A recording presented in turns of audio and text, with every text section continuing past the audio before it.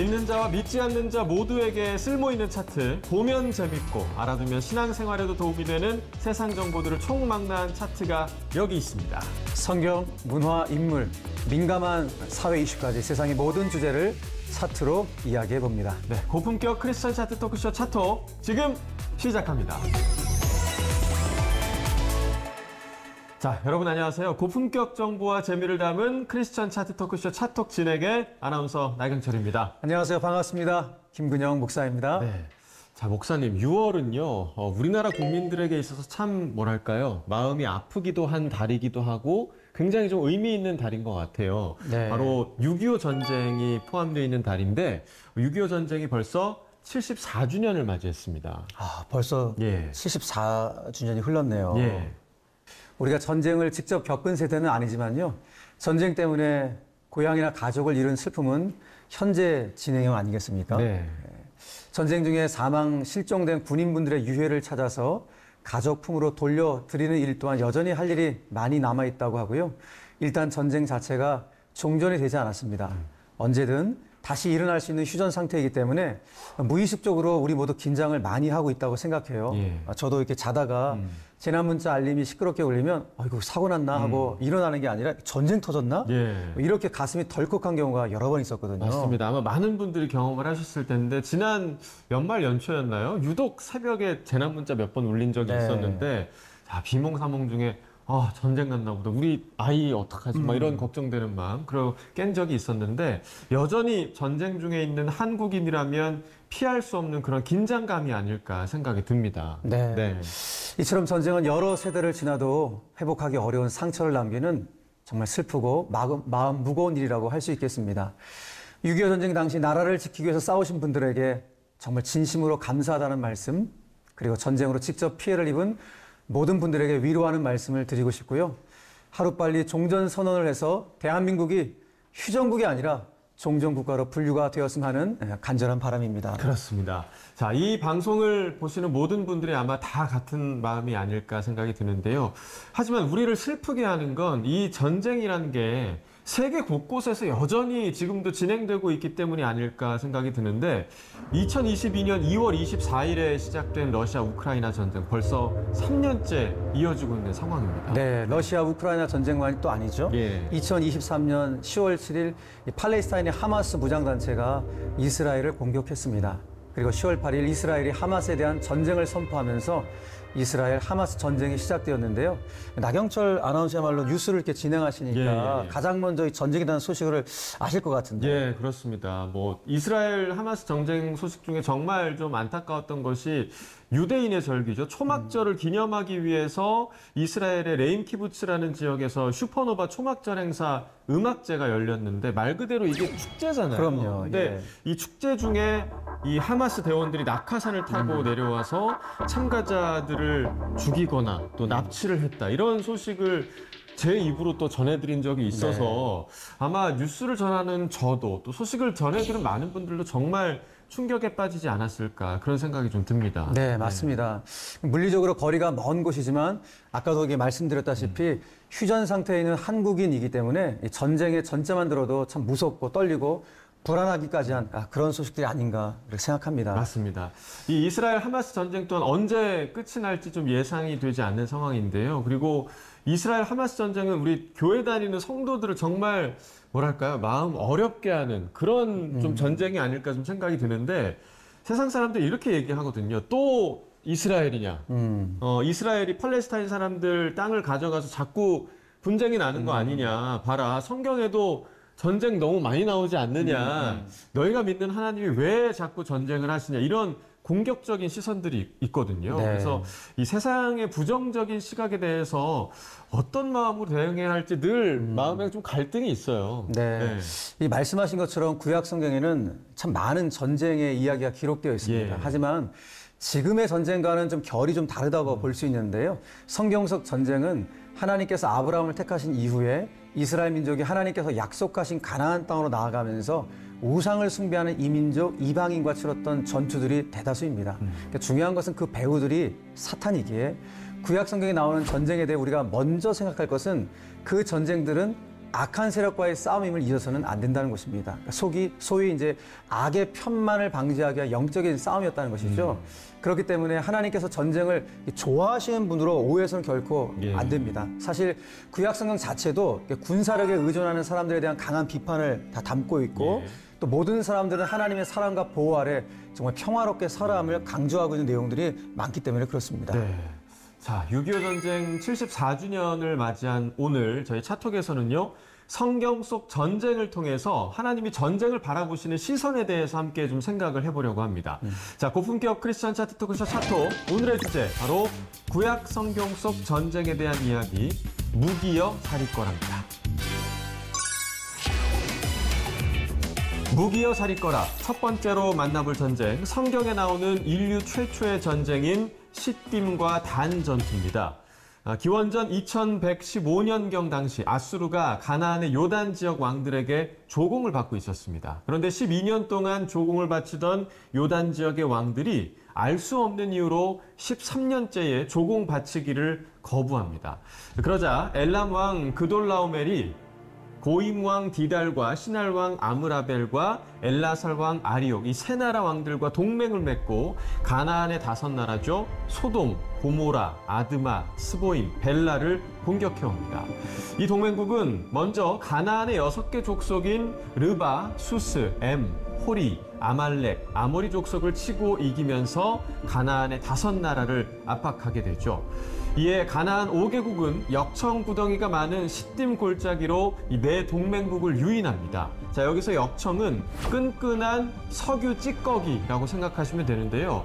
하지만 1년 동안 전쟁 준비를 해왔던 네 동맹국은 호락호락하지 않았습니다.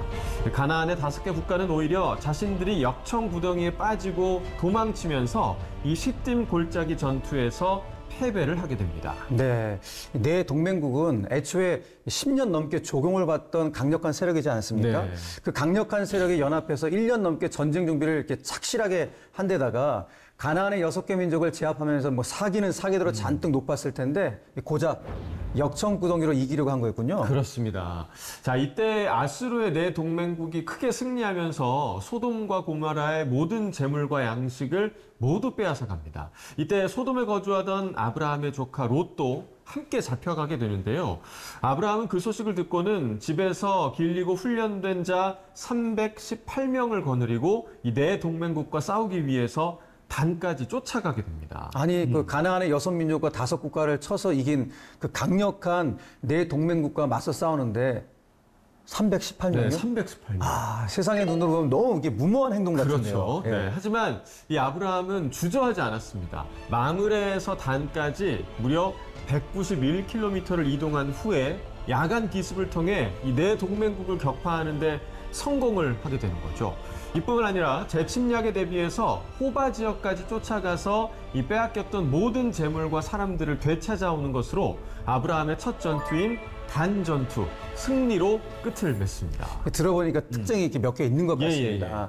아브라함의 전투를 결심하게 된 것은 자신의 이익이 아니라 조카 롯을 구하기 위해서였구나라는 그렇죠. 것을 네. 우리가 볼 수 있고요. 당시 굉장히 강력했던 세력에 맞서 싸우는 데 있어서 318명으로 신속하게 움직였다는 것. 그러니까 현재의 세상 전쟁과는 무척 달랐구나라는 것을 알 수 있고요. 세상 전투는 얼마나 강력한 군대로 얼마나 많은 것을 빼앗느냐가 핵심 아니겠습니까? 맞습니다. 이 전투의 끝은요, 이긴 것으로 또 끝나지 않았습니다. 승전 이후에 돌아오는 길에 아브라함이 살렘 왕 멜기세덱과 소돔 왕을 만나게 됩니다. 이 멜기세덱이 떡과 포도주로 아브라함을 축복하자 아브라함은 가진 10분의 1을 바쳤고요. 소돔 왕이 사람만 돌려보내고 물품은 다 가지라고 말하자 아브라함은 모두 돌려줍니다. 자, 이때 상황이 이렇게 좀 기록되어 있는데요. 아브라함이 소돔 왕에게 이르되 천재 주제이시오 지극히 높으신 하나님 여호와께 내가 손을 들어 맹세하노니 내 말이 내가 아브라함으로 치부하게 하였다 할까 하여 내게 속한 것은 실 한 오락이나 들매끈 한 가닥도 내가 가지지 아니하리라. 네. 그러니까 아브라함의 이 고백은 이 전쟁의 승리자는 내가 아니라 하나님이시기 때문에 이 모든 전리품은 승리자이신 하나님 것이다 라는 의미입니다. 예. 그렇게 나는 소돔왕 당신이 나를 부유하게 만들어 주었다고 할까 하여 전리품의 실 한 오라기도 취하지 않을 것입니다. 나를 부유하게 하신 분은 오직 하나님이시니까 이 모든 전리품을 다 가져가시오라고 말한 의미인 것입니다. 그러니까 전리품을 하나도 아브라함이 가져가지 않았다. 그렇죠. 얘기죠. 자, 이 단전투는요, 성서에 기록된 첫 전쟁이자 아브라함의 첫 전투입니다. 이 전투를 통해서 하나님께서는 가나안 지역 원주민들의 세력을 약화시키는 동시에 하나님과 언약을 맺은 아브라함을 가나안 땅의 주역으로 새롭게 부각시키셨습니다. 아브라함과는 다르게 부와 번영을 원했던 롯은 소돔 땅을 가까이 하다가 잠시나마 포로가 되는 비참한 신세를 맛본 전투이기도 했죠. 이 단전투는 택하신 백성을 택하신 땅으로 옮기실 뿐 아니라 강함이란 진정 무엇인가 알게 해주신 그런 전투가 아닐까 합니다. 무기여 잘 있거라. 성서 속 아브라함의 첫 전투 단전투였습니다. 무기여 잘 있거라. 이번에는 르비딤 전투로 여러분을 안내하겠습니다. 기원전 1290년경 230만 명의 이스라엘 백성은 하나님의 계획과 은혜에 따라 르비딤에 도착합니다. 하지만 그곳엔 마실 물이 없었습니다. 이스라엘 백성들의 원망이 높아지자 하나님께서는 모세를 통해 물을 주셨습니다. 네, 내가 호렙산에 있는 그 반석 위 거기서 내 앞에 서리니 너는 그 반석을 치라. 그것에서 물이 나오리니 백성이 마시리라. 이 모세가 이스라엘 장로들의 목전에서 그대로 행하리라. 네, 광야에 물이 막 솟습니다. 예. 그야말로 시원한 오아시스가 따로 없습니다. 물이 귀한 지역에 물이 생겼으니 이를 탐하는 무리도 바로 생기기 마련이죠. 반석에서 물이 솟자 아말렉 족속이 이스라엘 백성들을 덮쳤습니다. 출애굽 이후의 첫 전투인 르비딤 전투가 시작이 된 것입니다. 아말렉 족속과의 전투가 시작되자 모세는 여호수아에게 이렇게 지시를 했습니다. 모세가 여호수아에게 이르되 우리를 위하여 사람들을 택하여 나가서 아말렉과 싸우라. 내일 내가 하나님의 지팡이를 손에 잡고 산 꼭대기에 서리라. 네, 여호수아는 모세의 지시대로 사람들을 뽑아 전투에 나섭니다. 그런데 희한한 일이 벌어집니다. 산에 올라간 모세가 손을 들면 이스라엘 민족이 이기고 손을 내리면 아말렉 족속이 이기는 겁니다. 여러분 한번 생각해 보십시오. 사실 5분만 이게 팔을 들고 있어도 못 견디게 아픈 게 이게 사람 아니겠습니까? 맞습니다. 그런데 손을 들어야만 이스라엘 민족이 이길 수 있는 거예요. 이기기 위해서는 전투가 끝날 때까지 손을 들고 있어야만 하는 겁니다. 그러니까요. 그러니까 저희 뭐 어릴 때 엄마한테 혼날 때나 학교에서 혼냈을 때 이렇게 손 들고 서 있는데 사실 조금만 한 10분만 들고 있어도 너무 아프고 이제 저리단 말이죠. 맞아요. 그래서 막 몰래 이렇게 좀 내리다가 더 혼난 적이 있었는데 자, 그럼 어떻게 전투가 끝날 때까지 손을 들 수 있을까요? 자, 모세의 팔이 피곤함에 그들이 돌을 가져다가 모세의 아래에 놓아 그가 그 위에 앉게 하고 아론과 훌이 한 사람은 이쪽에서 한 사람은 저쪽에서 모세의 손을 붙들어 올렸더니 그 손이 해가 지도록 내려오지 아니한지라. 여호수아가 칼날로 아말렉과 그 백성을 쳐서 무찌르니라. 네, 모세가 산꼭대기에서 손을 들고 기도합니다. 예. 그리고 모세가 계속해서 기도할 수 있도록 아론과 훌이 협력해서 모세의 기도를 도왔습니다. 예. 팔이 내려오지 않도록 잡아준 거죠. 말은 쉽지 이게 팔을 함께 올리고 고통을 함께 느끼고 함께 기도한 같이 것이거든요. 올리고 있었던 그렇죠. 거잖아요. 이스라엘 민족은 호전적인 아말렉 족속에 비해 약한 민족이었지만 이렇게 기도와 또 협력으로 승리를 거머쥘 수 있었던 겁니다. 네. 자, 그러니까 두 번째 전투 또한 이렇게 우리가 아는 그런 힘으로 이긴 게 아닌 전투였던 거잖아요. 맞습니다. 자, 무기여 잘 있거라. 출애굽 이후 첫 전투인 르비딤 전투였습니다. 무기여 잘 있거라. 다음으로는 여호수아의 여리고 공성전으로 가봅니다. 모세가 죽고 여호수아가 후계자가 됩니다. 여호수아의 임무는 40년간 광야 생활을 한 히브리 민족을 이끌고 하나님께서 약속하신 가나안 땅으로 입성하는 것입니다. 여호수아가 요단을 건너 광야를 벗어납니다. 약속의 땅 가나안 접경지대로 발을 내딛었습니다. 하지만 그들 앞을 여리고성이 막고 있었습니다. 40년 전 모세가 12명의 정탐꾼을 가나안 지역으로 보냈을 때 10명의 정탐꾼이 말했던 대로 거인과 병거가 있고 튼튼해서 이기기 어려운 견고한 성이었습니다. 하지만 광야에서 40년을 생활한 히브리 민족은 이전과 같지 않습니다. 아무리 튼튼하고 힘센 적이라도 어떻게 하면 이길 수 있는지 광야와 르비딤 전투를 통해서 배웠기 때문이죠. 그들은 하나님께 기도했습니다. 너희 모든 군사는 그 성을 둘러 성 주위를 매일 한 번씩 돌되 엿새 동안을 그리하라. 제사장 일곱은 일곱 양각 나팔을 잡고 언약궤 앞에서 나아갈 것이요 일곱째 날에는 그 성을 7번 돌며 그 제사장들은 나팔을 불 것이며 제사장들이 양각 나팔을 길게 불어 그 나팔 소리가 너희에게 들릴 때에는 백성은 다 큰 소리로 외쳐 부를 것이라. 그리하면 그 성벽이 무너져 내리리니 백성은 각기 앞으로 올라갈지니라 하시네. 네. 자, 하나님은 성문을 부수거나 성벽으로 올라타라고 하지 않으셨습니다. 그냥 모든 군사가 매일 여리고성 주변을 한 바퀴씩 돌게 하셨습니다. 6일 동안은 성 주위를 한 바퀴 돌고 7째 날이 되어서야 제사장들이 양각 나팔을 길게 불고 백성이 큰 소리로 외치게 하셨습니다. 네, 참 우리 하나님이시지만 너무너무 신기한 전쟁이에요. 그러니까요. 명색이 여리고성과 싸우는 공성전인데 창, 칼, 활, 물맷돌, 방패 네. 뭐 이런 무기가 보이지 않아요. 그러니까 그러니까요. 무기의 무자도 기록되지 않거든요.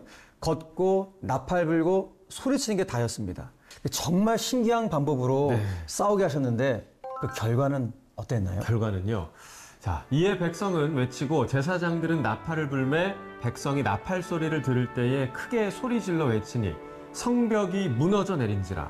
백성이 각기 앞으로 나아가 그 성에 들어가서 그 성을 점령하고 그 성 안에 있는 모든 것을 온전히 바치되 남녀노소와 소와 양과 나귀를 칼날로 멸하니라. 네. 생각해보면 여리고성 백성들은 싸우고 싶지도 않을 만큼 공포스러웠을 것 같다. 맞아요. 그런 생각을 네. 해봅니다. 만약에 네.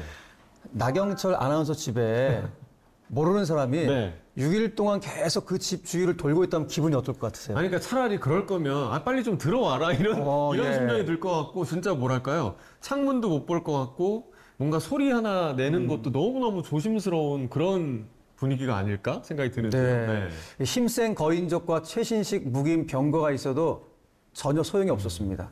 성이 아무리 튼튼해도 소용이 없습니다.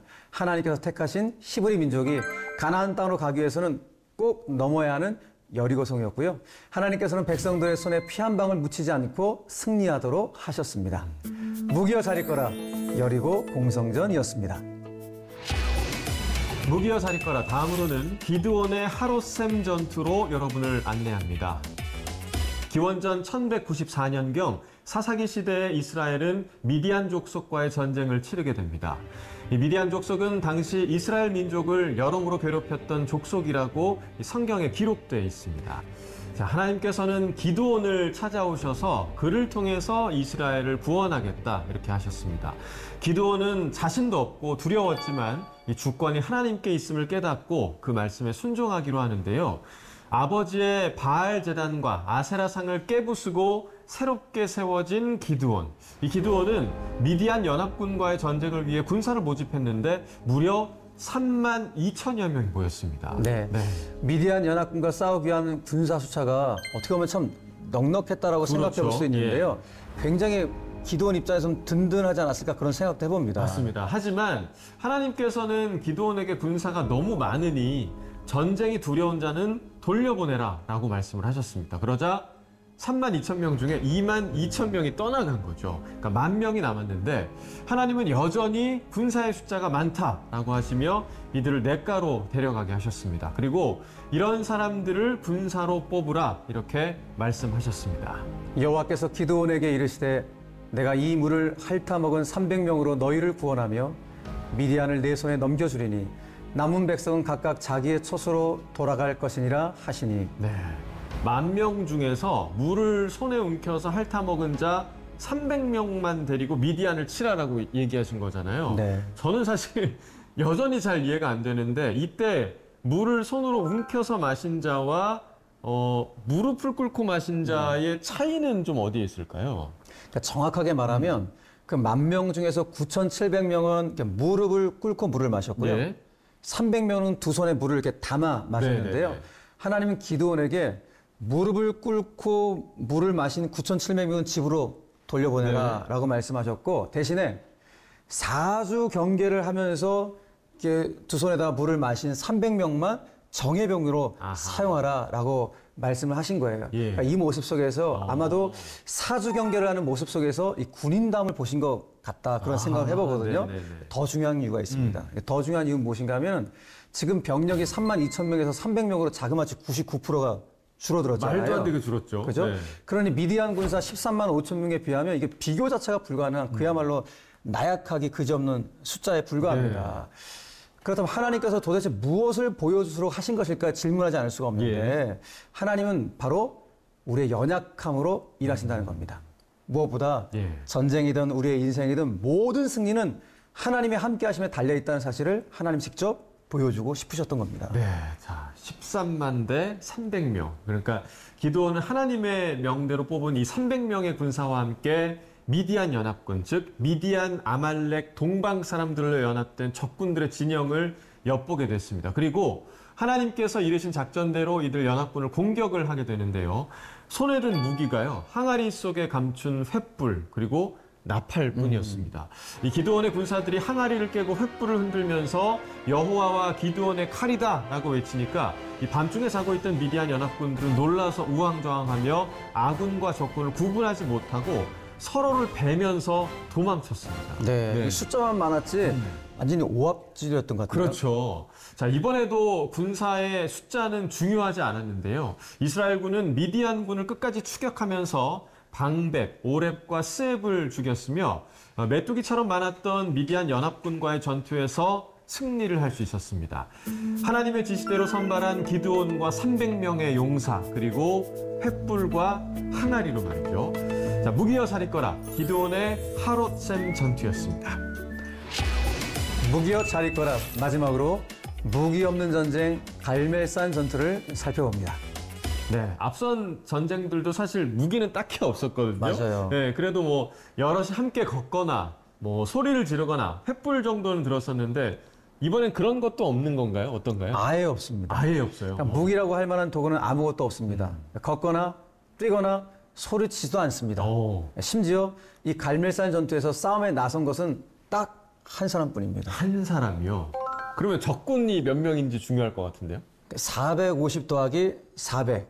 몇 명일까요? 450 850이요? 예. 그러니까 한 명이 무기 없이 850명을 상대했다? 맞습니다. 진짜거든요. 네, 한번 들어보시겠어요? 네. 때는 아하방 시대였습니다. 아하방은 그 안에 이세벨과 함께 바알 숭배에 열심을 품은 자였습니다.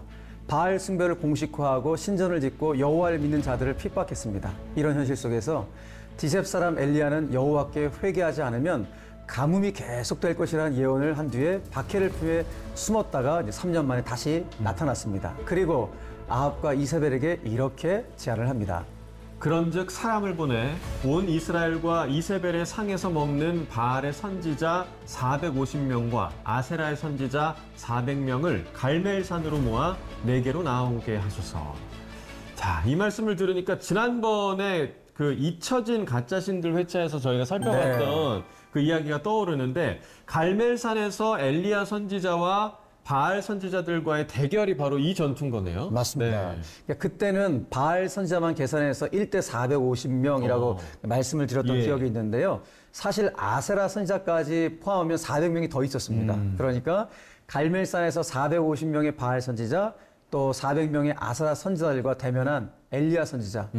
그러니까 850대 1로 싸운 선지자였던 겁니다. 야, 우리 17대 1은 알고 있는데 지금 850대 1이라니. 자, 너희는 너희 신의 이름을 부르라. 나는 여호와의 이름을 부르리니 이에 불로 응답하는 신 그가 하나님이니라.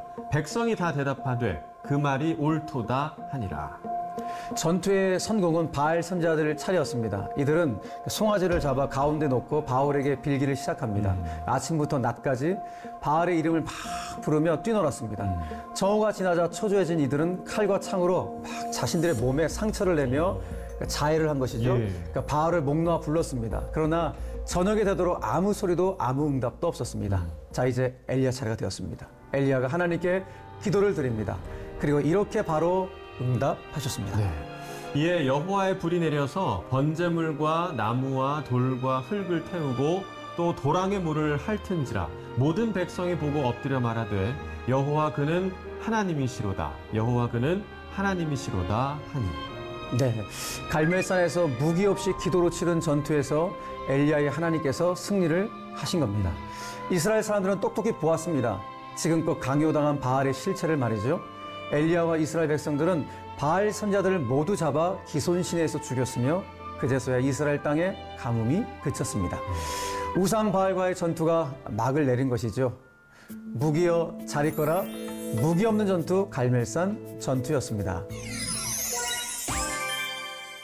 세상의 모든 주제를 차트로 이야기해보는 고품격 크리스천 차트 토크쇼 차톡. 6.25 전쟁 74주년을 맞이한 오늘 이 성경 속 전투 전쟁을 살펴보면서 하나님께서 전쟁을 어떤 경우에 또 어떤 방법으로 치르게 하셨는지를 함께 좀 살펴봤습니다. 네, 오프닝에서 하나님 믿는 자들이 전쟁을 더 많이 한다는 이런 세상적인 공격적인 예. 시선도 있었잖아요. 예. 그 시선이 참 고민이다라고 하셨는데 네.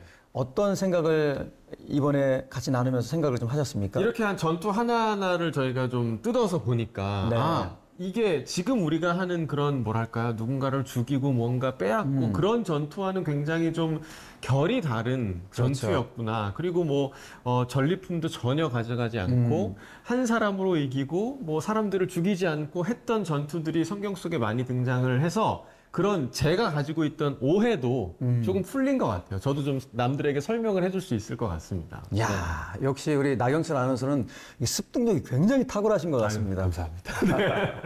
자, 무기여 잘 있거라, 전쟁아 잘 있거라. 세상의 모든 사람들의 전쟁이 모두 끝나길 바라도록 하겠습니다. 시청자 여러분께서도 같은 마음으로 함께 기도해 주셨으면 하고요.